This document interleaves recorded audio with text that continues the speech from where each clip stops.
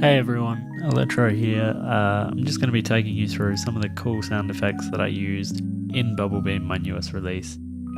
There's a few cool things that you might recognize, or you might not recognize, or you might hear and think, I know where that's from, but I can't put my finger on it. I'm just going to explain where everything's from. So let's get into it.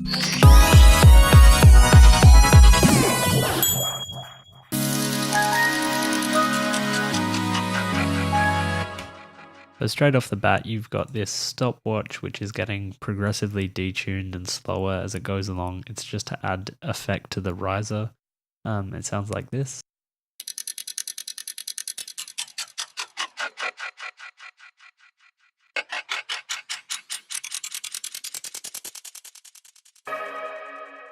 As the drums start here, you'll start to hear this percussion.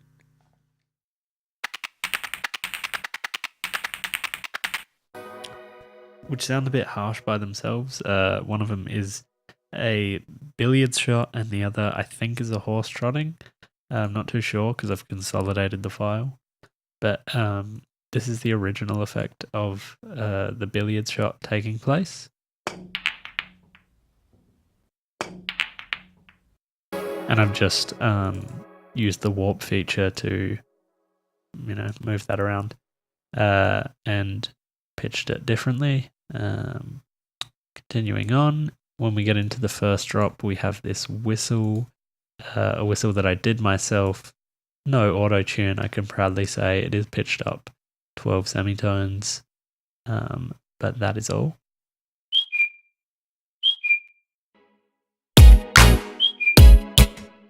And that's just a cute little effect to put in there. Now we come to the title of the song, Bubblebeam. So the song, as you can see here, is originally called Poindexter.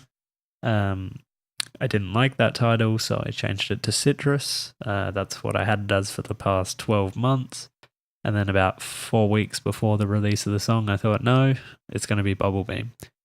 At the time, I didn't have the sound effect for a Bubblebeam move in there. So I thought, well, I better put one in there. And it's the most horrible 2-bit sounding noise. But I just had to put it in there. So musically, it doesn't make much sense. But sentimentally, I think it makes more sense for me. So this is Squirtle performing a Bubblebeam maneuver in Pokemon Yellow. And it doesn't make much sense to the song. You can hear it in context. It still doesn't really sound that great.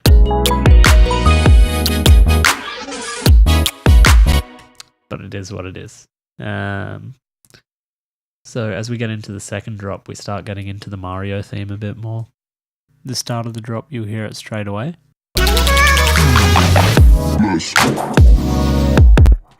So that is Mario swimming underwater with a bit of grain delay.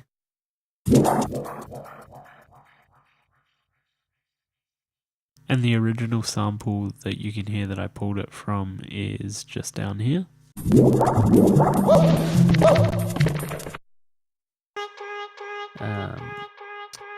Just coming out of that part, it goes to me breathing with a pop from a champagne bottle and the same champagne bottle, I'm guessing, being poured into a glass. And then straight into Mario entering a level. So for any of you that played Nintendo 64, you'll find this quite distinguishable. This is what it sounds like in the song.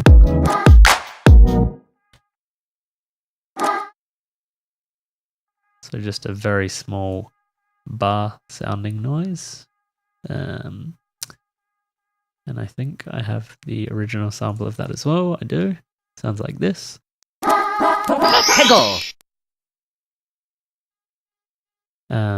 Then if we continue on, we have what I've named here as a female noise, which I had to find on YouTube, a very tasteful one of these. So anybody who would have heard me doing this would have been judging me, but this is what I was listening to.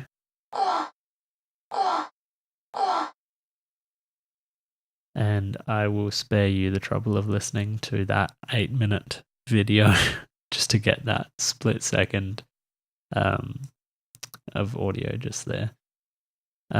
We continue on. There's a gun shell falling, which is pitched up and warped, and I don't know how it came to this, but this is what it sounds like now.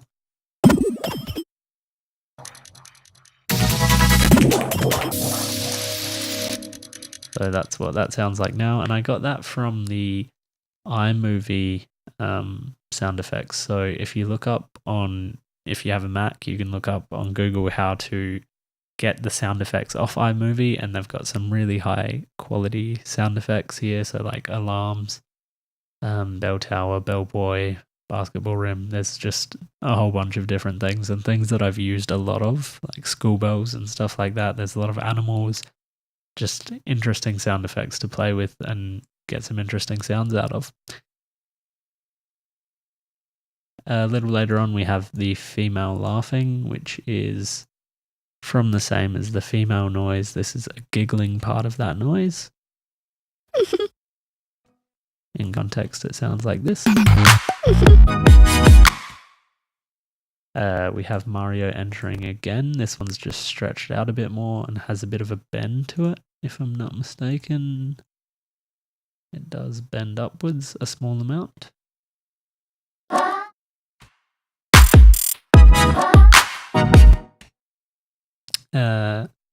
And then we get to the final foley sound effect. Mario getting a star, which I think is very fitting to put at the end of the song. It was heaps hard to get just this sound when there's a whole lot of other sounds like trumpets and stuff going on, but I managed to get it. I put a grain delay effect on it, much like the underwater sound, and this is what it sounds like. And I think with the rest of the music playing, it just sounds like a normal riser. So that's something that once you know, you can hear it and have a bit more love for it, I think, than if you just heard it and thought it was a regular sound that a regular song would have. This is what it sounds like in context. So that's pretty much it. This is where I pulled this audio from, and this is probably a good way to end the video. So thanks for watching. Make sure you stream the song everywhere: Spotify, SoundCloud, Apple Music, whatever you listen to, it'll be there. Thanks, guys.